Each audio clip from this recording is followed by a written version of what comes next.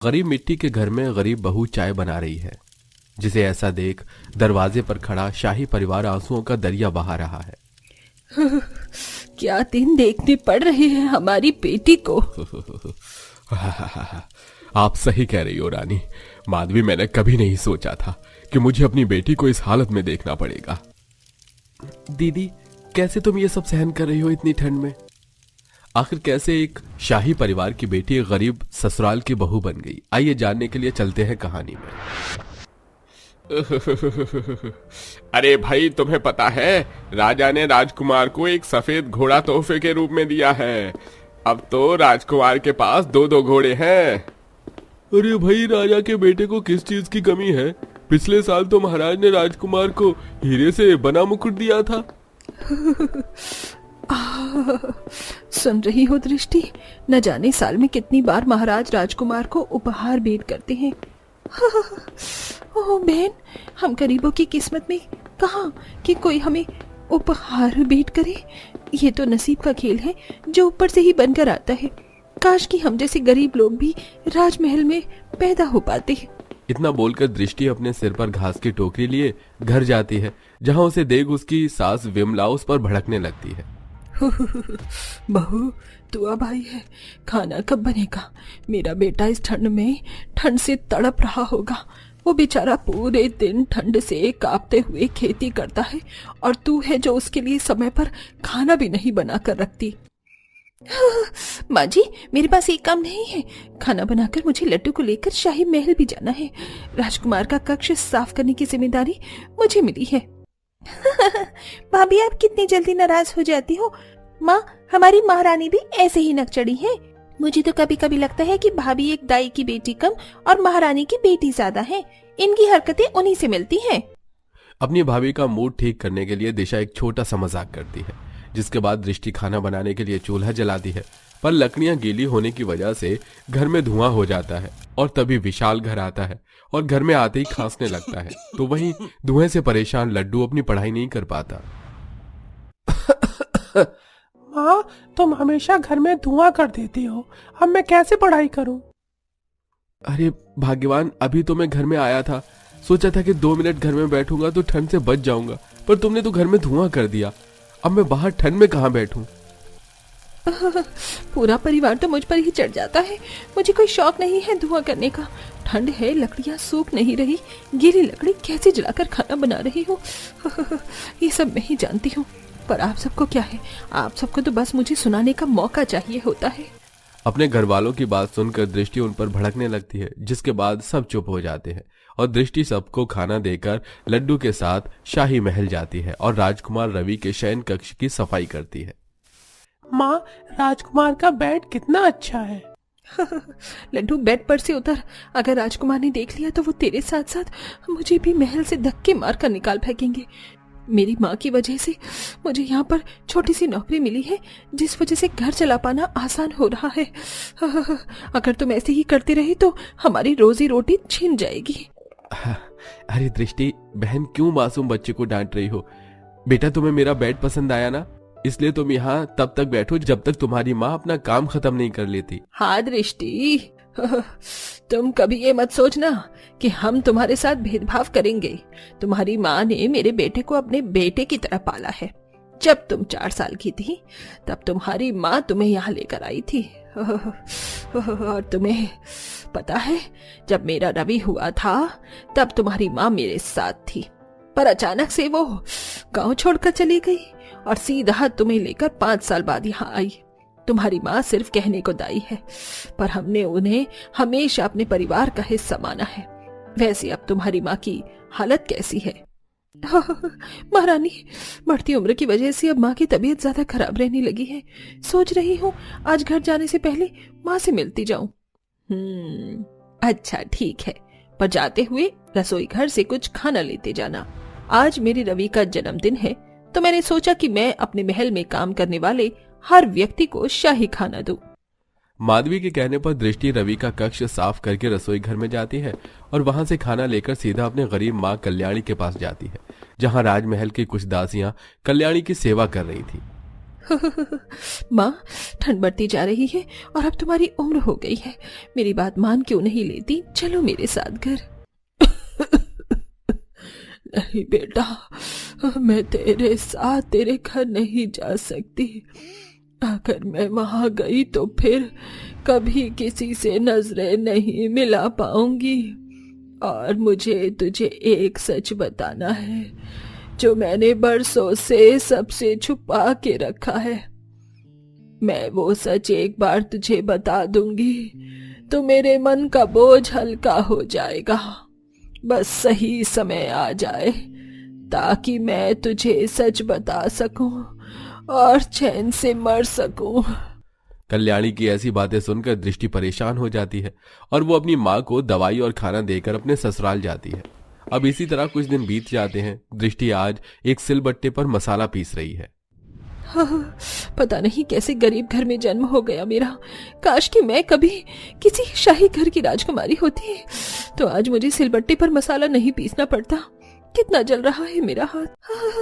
भाभी, भले ही आप एक गरीब घर की लड़की हैं, पर आपकी नखरे, बीमारी, लक्षण किसी राजकुमारी से कम नहीं है। दिशा की बात का दृष्टि कोई जवाब नहीं देती और इसी तरह कुछ दिन बीत जाते हैं और एक रात दृष्टि पूरे परिवार के ठंड में बाहर नदी के घाट पर बैठकर कपड़े धोती है और घर आकर ढेर सारे बर्तन, जिस वजह से उसकी तबीयत खराब हो जाती है। बहू, तेरे नखरे किसी शाही राजकुमारी से कम नहीं है। इतनी ठंड में हम भी काम करते हैं पर हम बीमार नहीं पड़ते, और तू ठंड में थोड़ा सा काम क्या करती है? तेरी तो हालत ही खराब हो जाती है। सही बोलती है मेरी बेटी, तेरे सारे लक्षण हमारी महारानी से मिलते हैं। माँ जी, अब तो मुझे भी यही लगता है। कभी कभी मुझे गरीब घर में नहीं बल्कि शाही परिवार में पैदा होना चाहिए था। पता नहीं कैसे मैं इस घर में आ गई। बीमार दृष्टि अपनी बीमारी और गरीबी से परेशान हो जाती है और इसी तरह कुछ दिन बीत जाते हैं। तो वहीं कल्याणी की तबीयत बहुत ज्यादा खराब हो जाती है और एक दिन कल्याणी एक सैनिक के जरिए महाराज के लिए एक संदेश भेजती है। महाराज, कल्याणी ने आप सबको अपने घर बुलाया है। उन्हें आपसे कुछ जरूरी बातें करनी है।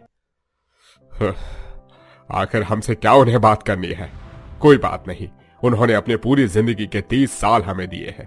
हम उनसे मिलने जरूर जाएंगे। क्योंकि कल्याणी ने 30 साल अपनी जिंदगी के महाराज और उसके परिवार को दिए थे, इसलिए महाराज अपनी महारानी और राजकुमार के साथ कल्याणी के पास जाते हैं, जहां कल्याणी उन्हें सारा सच बताती है। माफ करना महाराज, महारानी, पर मेरी कोई संतान नहीं हो रही थी। 35 साल पहले महारानी ने 2 जुड़वा बच्चों को जन्म दिया था, जिसमें से मैंने आपकी बेटी यानी कि दृष्टि को चुरा लिया और आपकी एक संतान को इस गांव से दूर ले गई और 5 साल बाद वापस आई। महारानी, दृष्टि मेरी नहीं, आपकी बेटी है। मुझे मेरी इस गलती के लिए माफ कर दीजिए। हम कैसे माने कि तुम्हारी पुत्री मेरी बहन है? राजकुमार, दृष्टि के सारे लक्षण महारानी से मिलते हैं। सर्दियों में उसकी भी तबीयत खराब हो जाती है और उसके गर्दन पर भी वही तिल है जो महारानी की गर्दन पर है। अगर आपको विश्वास न हो तो आप उसके ससुराल जाकर खुद देख सकते हैं। और मरता हुआ इंसान कभी झूठ नहीं बोलता। कल्याणी की बात सुनकर उन सभी के पैरों तले जमीन खिसक जाती है और कुछ देर बाद कल्याणी वहीं अपना दम तोड़ देती है, जिसके बाद पूरा शाही परिवार दृष्टि के घर जाते हैं, जहां वो देखते हैं कि ठंड में चूल्हे पर दृष्टि चाय बना रही है और उनकी आंखों में आंसू आ जाते हैं। अब महाराज वीरेंद्र दृष्टि को सारा सच बताते हैं और दृष्टि से कहते हैं, यहाँ इतनी ठंड है, दृष्टि तुम मेरी पुत्री हो और तुम इस ठंड में कैसे यहाँ रहती हो? इसलिए अब तुम्हें यहाँ रहकर और गरीबी बर्दाश्त करने की जरूरत नहीं है। अब से तुम हमारे साथ महलों में रहोगी। मुझे विश्वास नहीं हो रहा कि मैं आपकी पुत्री हूँ, पर अब यही मेरा ससुराल है। मैं अपने पति, बच्चे, सास और ननद को छोड़कर नहीं जा सकती। अगर ऐसी बात है तो ठीक है, पर हम भी अपनी बेटी को ऐसे गरीब और बेबस लाचार नहीं छोड़ सकते। तुम हमारी पुत्री हो इसीलिए हमारा फर्ज बनता है कि हम अपनी पुत्री को कुछ उपहार भेंट करें। इसीलिए हम तुम्हें उपहार के तौर पर अपने राजमहल के बाहर एक घर देंगे, जहां तुम आराम से अपने परिवार के साथ रहोगी। नहीं माँ, मुझे ये सब नहीं चाहिए, मैं यहाँ खुश हूँ।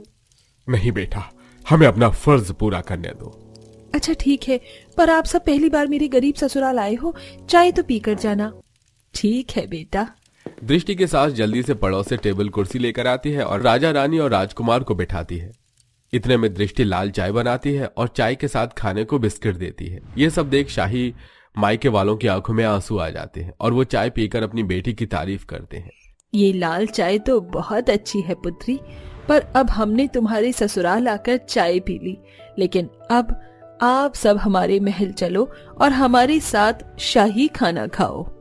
इस तरह माधवी अपनी बेटी के परिवार को अपने साथ राजमहल ले जाती है और पूरा परिवार शाही खाना खाता है, जिसके बाद राजकुमार रवि भेंट में दृष्टि के पूरे परिवार को सोने के सिक्के, कपड़े और कुछ गहने देते हैं और पूरा परिवार महल के साथ एक अच्छे से घर में रहता है।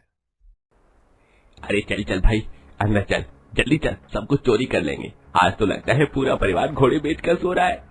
अरे भाई धीरे बोल, कहीं तेरी आवाज से कोई जाग ना जाए। देखने में तो ये घर बहुत अनोखा लग रहा है, घास से बना हुआ है। चलो चलते हैं अंदर। ठंड में चोरी छुपे चेहरे पर मास्क लगाकर अंकित और मृदुल दोनों चोरी करने के लिए घास के घर में घुस जाते हैं, जहां अंदर जाते ही उन्हें हर एक चीज घास से बनी हुई दिखाई देती है। घास की रजाई, घास के बिस्तर, घास का हीटर। अरे सपना तो नहीं देख रहा हूँ। अंकित एक काम कर, जरा मेरे हाथ पर चोटी तो काट। अरे क्या हुआ, तू ऐसा क्यों बोल रहा है? अरे तुझे जितना बोल रहा हूँ करना। अंकित मृदुल के हाथ पर चोटी काटता है तो उसे दर्द होता है। देखो जरा कितने अजीब लोग हैं, यहाँ सब कुछ घास से बना हुआ है। लगता है ये लोग कुछ ज्यादा ही गरीब हैं, या हमें कुछ नहीं मिलने वाला।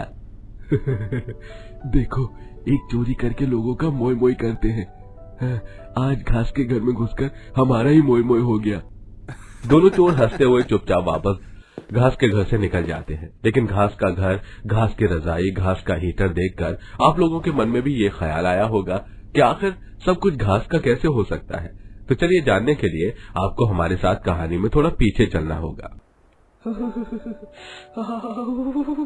कितनी ठंड हो रही है और हमारे पास एक रजाई भी नहीं है। 3 जगह से पैसे आने थे दिहाड़ी के, लेकिन कोई भी मालिक मुझे पैसे नहीं दे रहा। तभी शीतल रसोई से सफेद चावल बनाकर लाती है। माँ जी चलिए खाना खा लीजिए, वैसे राशन खत्म हो गया है और रसोई में बस ये सूखे चावल ही पड़े थे तो मैंने बना दिए। आखिर अब हम लोग क्या करेंगे, हमारा गुजारा कैसे होगा इतनी ठंड में। माँ, एक जगह काम शुरू होने वाला है, वहाँ मजदूरी के लिए शायद मुझे बुला लिया जाएगा। कुणाल ऐसा कहकर थोड़ी सी सहानुभूति देता है, लेकिन अगले ही दिन वो ठंड से बीमार हो जाता है। अरे मुझे बहुत ठंड लग रही है। माँ जी इनकी तो बहुत बुरी हालत हो रही है, अब ये काम पर जाने के लायक नहीं है। एक ही तो कमाने वाला था हमारे घर में, अब वो भी बीमार पड़ गया, अब क्या करें। अरे ठंडी जमीन कितनी ठंड लग रही है। अब तो मेरी बूढ़ी हड्डियां जवाब दे रही हैं, मैं भी कहीं काम नहीं करवा सकती। अपने गरीब परिवार की ये हालत देखकर शीतल को दुख होता है। वो ठंड से थोड़ी राहत पाने के लिए जंगल में जाती है और वहाँ से लकड़ियाँ काटकर घर ले आती है। उसके बाद वो थोड़ी लकड़ी जलाकर घर में रख लेती है, जिससे थोड़ी सी गर्माहट हो जाती है। अच्छा हुआ बहू तुमने ये लकड़ी जलाई।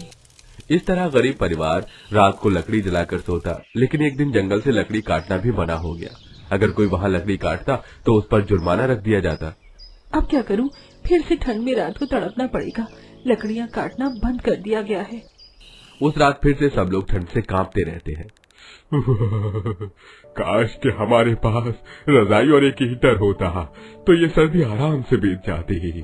पूरी रात कांपते हुए बीतने के बाद अगले दिन जब शीतल घर के काम करने लगती है तो घर में पानी ही नहीं होता। घर के काम करने के लिए पानी चाहिए होगा और पीने के लिए भी नदी किनारे जाना होगा। ठंड से कांपते हुए शीतल नदी के किनारे जाती है, जहाँ वो पानी भर के हरी हरी घासों की तरफ देखती है। चारों तरफ कितनी हरियाली है, लंबी लंबी घास और धूप भी कितनी अच्छी निकली है। थोड़ी देर यहाँ बैठ जाती हूँ। घास के ऊपर बैठकर शीतल को बहुत गर्माहट मिलती है। तब भी उसे ख्याल आता है, क्यों ना मैं घास की रजाई बनाऊं। अगर घास की रजाई बनाऊंगी तो वो गर्म होगी और हमें रात को ठंड नहीं लगेगी। शीतल नदी से पानी के साथ साथ बहुत सारी घास काटकर घर ले आती है। तुम इतनी सारी घास क्यों लेकर आई हो, इसका तुम क्या करोगी? अब आप देखते जाओ माँ जी, मैं क्या करती हूँ। शीतल घर के काम करने के बाद सारी घास लेकर बैठ जाती है। वो सुई धागा लेती है और घास को जोड़ जोड़ कर रजाई की तरह तैयार कर लेती है। आखिरकार मैंने रजाई बना ली। अभी सबसे ज्यादा कुणाल जी को रजाई की जरूरत है। शीतल रजाई बनाकर कुणाल को उड़ा देती है। कितना अच्छा लग रहा है। बहुत गर्म लग रही है ये घास की रजाई। लेकिन तुमने ये कैसे बनाई? मेरी माँ ने ये सब मुझे सिखाया था, बस इसी के चलते मैंने ये बना दी। उस रात पूरा गरीब परिवार घास की रजाई ओढ़कर सोता है। अगले दिन उमेश कहता है, अरे सारी रात गर्माहट तो मिली, लेकिन ठंडे फर्श ने फिर से चैन लेने नहीं दिया। जब मैं रजाई बना सकती हूँ तो मैं घास से गद्दे भी बना सकती हूँ। शीतल फिर से नदी के किनारे से घास लेकर आती है और गद्दे बनाकर घर में बिछा देती है। बहू, ये तो बहुत गर्म है। मैं तो बहुत भाग्यशाली हूँ जो मुझे इतनी अच्छी बहू मिली है। मुसीबतों का तुम डटकर सामना कर रही हो। उस रात वो सभी चैन की नींद सो रहे थे कि तभी अचानक रात को मौसम बिगड़ जाता है और बारिश के साथ ओले गिरने लगते हैं। ओले भी बड़े मोटे और भारी होते हैं, जिससे उनका घर और छत पूरी तरह तहस नहस हो जाती है और रात भर गरीब परिवार फिर से ठंड की चपेट में आ जाता है। ठंड बहुत हो रही है। पहले इतनी ठंड थी और अब ओले की बारिश। जब जब ठंड से थोड़ी सी राहत मिलती है तब तब ठंड अपना कमाल दिखा देती है। ठंड भी हम गरीबों का इम्तिहान ले रही है। वो रात फिर से उनकी ठंड से कांपते हुए गुजरती है। अगले दिन शीतल फिर से अपना दिमाग चलाती है और इस बार वो घास में मिट्टी का लेप तैयार करके पूरे घर में लगा देती है। वो घास से छत भी तैयार कर देती है। इस तरह पूरा घर घास से बनकर तैयार हो जाता है, जिसमें शीतल को 2 से 3 दिन लग जाते हैं। लो माँ जी, अब हमारा घास का घर भी तैयार है। अब हमें बिल्कुल भी ठंड नहीं लगेगी। गरीब परिवार घर में चला जाता है, लेकिन शीतल घर के बचे हुए कूड़े को लेकर कूड़ेदान में फेंकने जा रही होती है कि तभी कूड़े के पास उसे एक टूटा फूटा हीटर दिखाई देता है और कुछ तार भी पड़े होते हैं। अब मैं तैयार करूंगी घास का हीटर और पूरा घर गर्म हो जाएगा। शीतल टूटे फूटे हीटर को घर लेकर आती है और उसे घास लगाकर चारों तरफ से जोड़ देती है और फिर उसके तारों को अच्छे से सेट कर देती है और हीटर जलाने की कोशिश करती है। ये लो माँ जी, अब घास का हीटर भी बना दिया आपकी बहू ने। कहते हैं गरीबी सब कुछ सिखा देती है। मुझे इस गरीबी ने घास से बहुत कुछ बनाना सिखा दिया। इस तरह गांव के लोग जब गरीब लोगों के पास घास का हीटर, घास की रजाई, घास के गड्ढे और घास का घर देखते हैं तो सभी हैरान हो जाते हैं। गांव के कुछ लोग तो बहाने से उनके घर आते हैं। बहन जी, तुम्हारा घास का घर तो बहुत अनोखा सा लग रहा है। क्या मैं इसके अंदर आकर देख सकती हूँ? बहन, ये भी कोई पूछने की बात है? आ जाओ। शकुंतला देखती है कि घर में घास का हीटर भी है, घास की रजाई भी है और पूरा घर भी घास से बना है। कमाल कर दिया, ये तो बहुत अनोखा है। और देखो तुम्हारा घास का घर कितना गर्म है। आखिर ये सब किसने किया? मेरी बहू ने बनाया है। बहुत समझदार बहू मिली है मुझे। क्या आपकी बहू हमारे घर में भी ऐसे घास से कुछ चीजें बना सकती है? फ्री में नहीं बनवाने वाली, पैसे दे दूंगी। इस तरह सुष्मिता और शीतल इसके बारे में सोचती हैं। आखिर में शीतल गांव के लोगों के लिए भी घास का हीटर, रजाई, गद्दे बनाना शुरू कर देती है, जिससे उसे कुछ पैसे मिल जाते हैं। उन पैसों से वो अपने पति का इलाज करवाती है और अब कुणाल भी नौकरी करने लगता है। इसी के चलते शीतल अपने घर में एक घास से बनी तिजोरी बनाती है, जो किसी को पता ही नहीं चलती कि वो एक तिजोरी है। वो अपने कमाए पैसे उसी में रखती है। जब चोर चोरी करने आते हैं तो उन्हें घास के घर में कुछ दिखाई नहीं देता जो चोरी किया जाए। अरे नालायकों, तुम्हें इस घर में चोरी करने के लिए भेजा गया था। तुम नहीं जानते सुष्मिता की बहू ने घास से पैसा कमा कमा कर बहुत पैसा जोड़ लिया है। मालिक, आप हमें मार क्यों रहे हैं? हम वहाँ गए थे लेकिन हमें वहाँ कुछ नहीं मिला। बिल्कुल बिल्कुल ठीक कह रहा है मालिक। वहाँ पर सिर्फ घास से बनी चीजों के अलावा कुछ भी नहीं मिला हमें। शायद उन्होंने पैसा कहीं और छुपाया होगा। अरे तुम दोनों मेरी आंखों के सामने से दफा हो जाओ, क्योंकि तुम लोग मेरा कोई काम ठीक से नहीं कर पाते हो। ऊपर से सुष्मिता की बहू ने अपने घास से बने हीटर रजाई के सामान से मेरा बिजनेस चौपट कर दिया और अब उनके घर चोरी भी नहीं हो पा रही। आदित्य गांव का वो आदमी था जो हीटर और रजाई का बिजनेस किया करता था। उसके पास पैसों की कमी नहीं थी, लेकिन जब वो अपने से आगे किसी को बढ़ते देखता तो उसी के घर में चोरी करवाकर उसे कंगाल कर देता। लेकिन इस बार उसकी एक ट्रिक काम नहीं आई, क्योंकि शीतल ने अपने घास की अलमारी जो बनाई थी उसी के चलते उन लोगों की ये ठंड तो बहुत आरामदायक गुजरती है। तो दोस्तों, कैसी लगी आपको हमारी घास का घर, हीटर और रजाई की कहानी? हमें कमेंट बॉक्स में कमेंट करके जरूर बताइए। साथ ही आपने हमारी कहानी को किस तरीके से एंजॉय किया ये बताइए।